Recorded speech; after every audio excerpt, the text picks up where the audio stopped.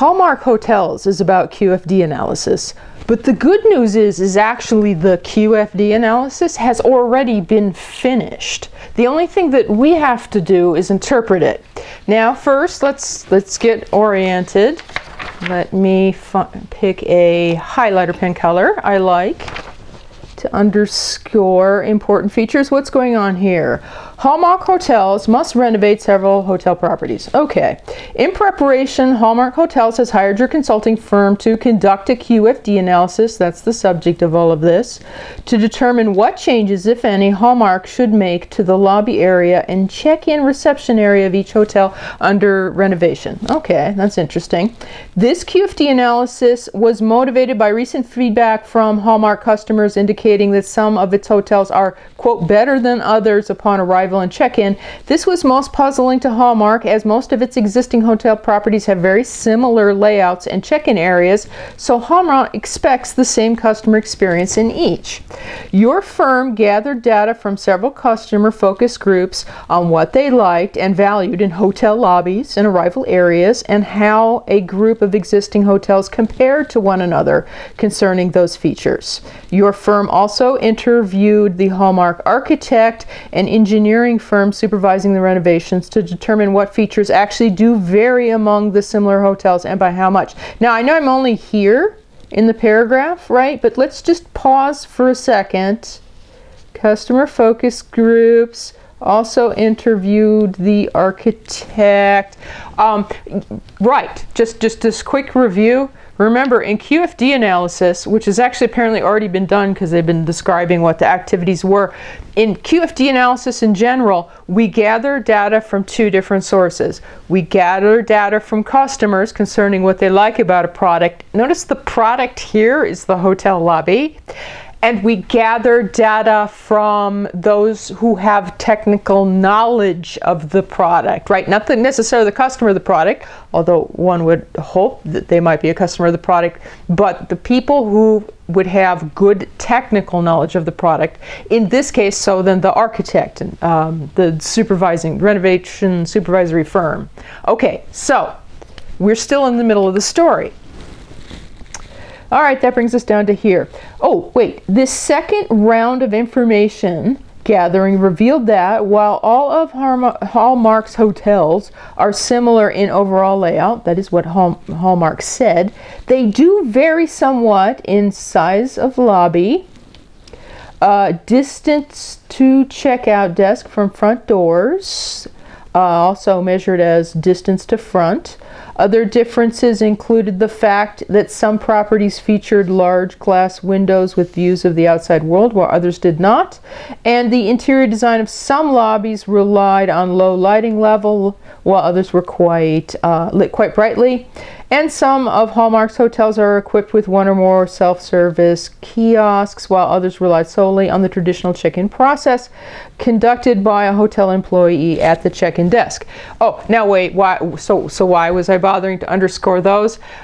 In a QFD analysis concerning the second half of data gathering, that's what you're looking for in terms of feedback from your technical experts. You want to know what features of this product can be varied. And they were mentioning that among Hallmark's hotels, all the lobbies are not exactly the same. Some of them are larger, some of them the desk is a little farther from the front, so on and so forth. This is information that we want to gather because, ta-da! When your consulting firm presented the QFD analysis to Hallmark Hotels, it looked like this, the house of quality. Let's take a look at this. Oh, wait. Lobby square feet, size of lobby, glass in lobby, kiosk check-in. These are the things that I was just underlining on the page before. Right, this is for any QFD analysis. These are the technical specifications. These are the things that can be varied. Now, wait a minute. In any QFD analysis, what are those rows? Because in this case it says, oh, fast service, relaxing atmosphere, convenience in check-in. We have to remember if we're reading a QFD analysis, and that's what we're doing here, these are the customer value features.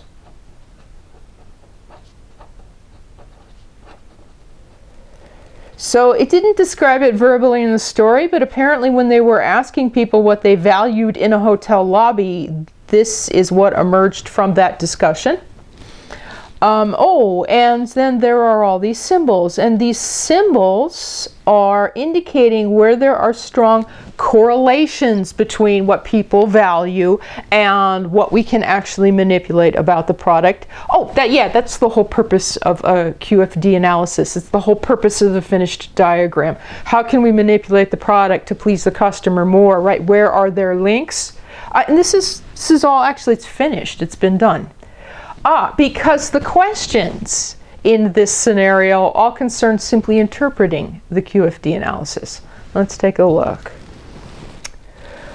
Which of the customer attributes or customer value features, remember that's just what I scrawled right there, do Hallmark customers consider most valuable? Oh, so we're only talking about comparing them to each other. Which do Hallmark customers, of the list of things they consider valuable, consider most valuable? That's what this eccentric column right here is storing, is information on within this list of what customers liked, which is more important to them than others. The central grid, the one that fits neatly under the roof of the house of quality, so to speak, that's the relationship matrix. I know we're going to need that later. That tells us what link there is between this and this, but this question is only about their opinions in here. Right, and we express those, if we gathered any data on that, we express those as numerical weights. Most valuable would be largest number that was given to it. If the customers felt that all of the value features were essentially the same, none of them were more important than the others, we would simply assign the same weights to them. But you can see actually in the case of Hallmark here, that is not what's done, because fast service and friendly surroundings were awarded 35 each, and that's the largest number in the column. That is indicating that those two things, first off, they feel that they're about the same importance when compared to each other, but they're definitely a lot more important than the other two, right? We're just looking for the largest numbers. Anyway, that answers that question, because we say fast service of the whole list they definitely like, and relaxing friendly surroundings. Wait a minute, friendly surroundings. Friendly surroundings. I'm just looking at that and that.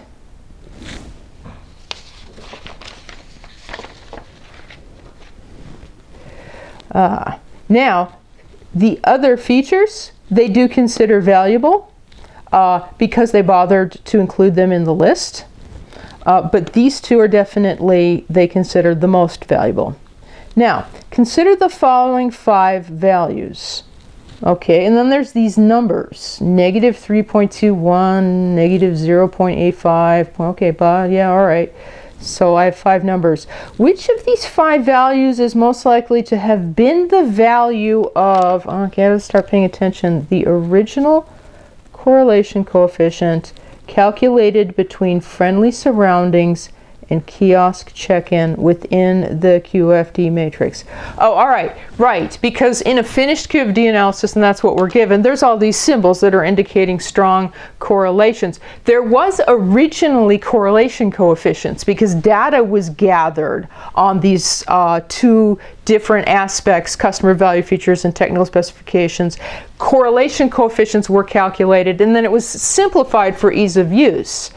All right, now to answer that question, the first thing we have to do is we're kind of working backwards because the analysis is already finished, and we have to see what symbol was actually assigned to the relationship between those 2 things, friendly surroundings and kiosk check-in.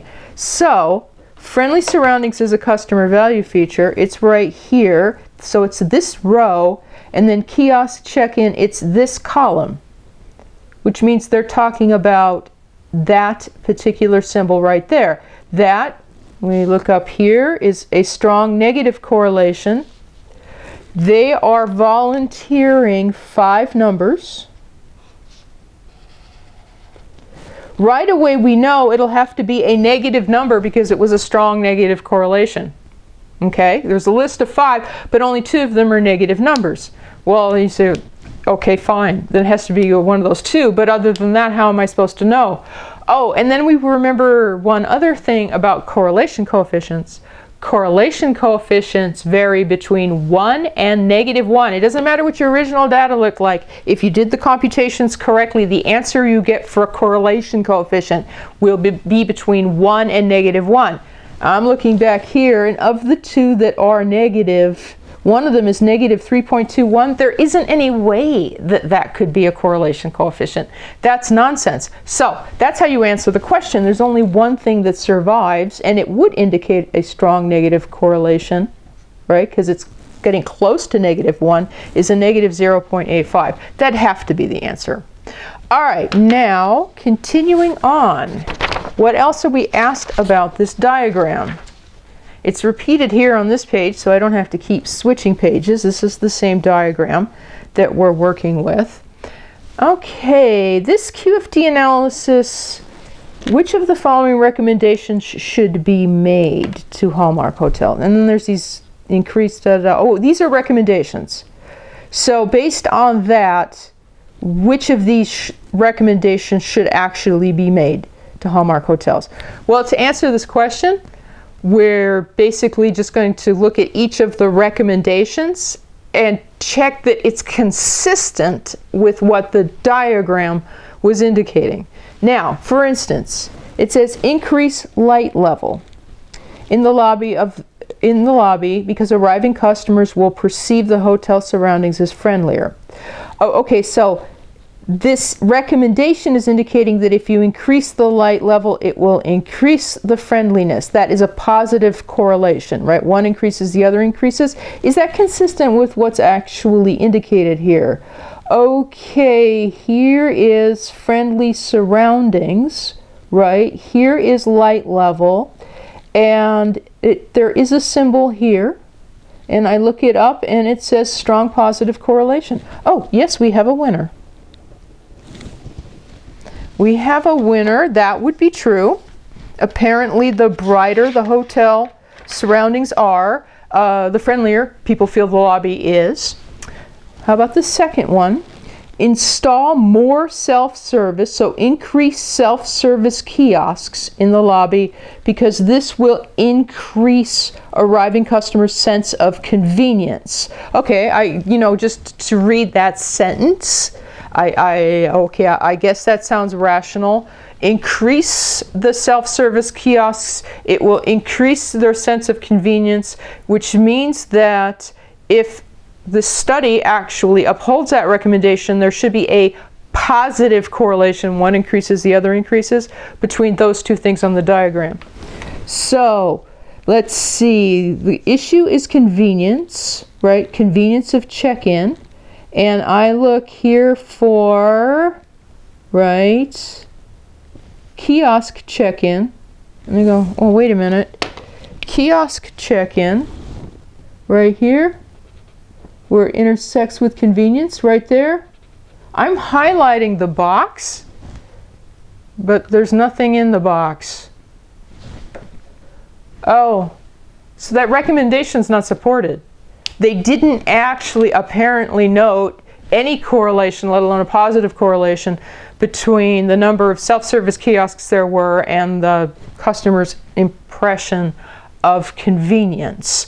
Often a paradox we observe in self-service type, some self-service type implementations. All right, well that means I can't indicate that this is not supported, I don't see that in the diagram. Locate the check-in desk closer to the front of the lobby and the front doors to minimize the distance, as this will strengthen an arriving customer's impression of fast service.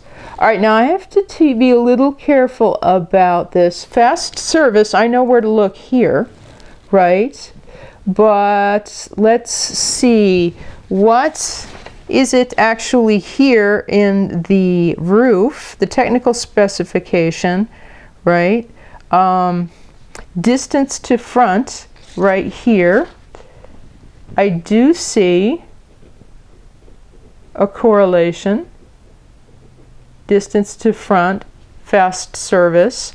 Oh, you say, but ooh, boo, it's a negative correlation. It's a strong negative correlation. All right, well, wait a minute. The recommendation was to locate the check-in desk closer, which is to say distance to front decrease. If you decrease distance to front, will that increase customer sense of fast service? That is a strong negative correlation, right? Negative correlation doesn't necessarily mean bad. It just means moves in the opposite direction. And let me check on this. Right. If we decrease distance to front, that's closer to the front, that will increase it. Yes, it's supported. We found a strong negative correlation. So to answer this question, which of these recommendations should be made is supported, it's 1 and 3. It's only the second one that there's no evidence to support that. Okay, then last set of interpretational questions. Let's look. Which of the following statements are supported by your QFD analysis? It's very similar. These aren't necessarily recommendations, they're just statements. There's a strong positive correlation, is there or isn't there, between the presence of self-service kiosks and the customer's perception of a relaxing atmosphere. All right, this is essentially a true or false statement. So in order to test whether it's true or false, whether it's supported or not, we have to locate that on the relationship matrix. Okay, presence of self-service kiosks, customer's perception of relaxing atmosphere. So relaxing atmosphere is here. And kiosk check-in, we were just looking at that column before. In this case, it's not empty. It's not empty, but I notice it's a little x. And the little x stands for some negative correlation. So that means in the actual study, what they found was the more kiosks, the somewhat less the impression of relaxing. The less kiosks, the somewhat more.